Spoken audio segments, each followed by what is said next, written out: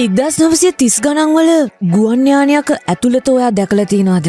නෑ. නැති වෙන්න එපෑයි ඉතින්. ඉපදිලා නෑ නිතකොට. ඔයාට කියන්න වේවැල් වලින් හදපු පුට්ටු, එතකොට පියාසර කරන විට නැවුම් වාතය, මේ වගේ දේවල් දැනෙන්න විවෘත කරන්න පුළුවන් ජනෙල් එහෙම මේ ප්ලේන් වල තිබ්බා කියලානේ අනේ කියන්නේ. ඕක ෂුවර් එකට උඩ ගියේ එකක්ද? අම්මපා ඇත්තටම. ආසන පටි එහෙම කිසිම දෙයක් ඒ කාලේ තිබුණ නැහැලු.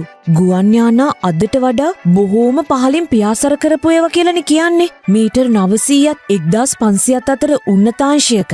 ඒ කියන්නේ මුහුදු මට්ටමේ ඉඳන් පොඩි උසකින් තමයි මේ ප්ලේන් ගමන් කරලා තියෙන්නේ. ඒවත් නිකන් CTB බස් වගේද? CTB බස් නම් යන්නේ බිමින් යන්නේ. ප්‍රයිවට් බස් තමයි ඒ ගාන්ට උඩින් යන්නේ. ඔයාට කියන්න වායු පීඩනයක කිසිම වෙනසක් ඒ කාලේ දැනුන්නේ නැහැලු. වේගය තවත් තීරණාත්මක සාධකයක් වුණා කියලා තමයි කියන්නේ. 1930 ගණන් වලදී වාණිජ ගුවන් යානාවල ගමන් කිරීමේ වේගය පැයට කිලෝමීටර් 240ත් 300ත් අතර විතර තිබුණා කියලානේ කියන්නේ. ඊට පස්සේ ඔයාට කියන්න වේවැල් පුට්ටු, එතකොට ඇතුලේ ෆෑන්, ලයිට් වගේවත් මේ ප්ලේන් ඇතුලේ තිබිලා තියෙනවා. ඉතින් දැන් තියෙන ඒවල තියෙනවනේ. දැන් තියෙන ඒවා ඇතුලේ වේවැල් පුටු නෑනේ අනේ. ඒවා හොඳ කන්ඩිෂන් එකට තියෙනවනේ. ඒක මිසක්.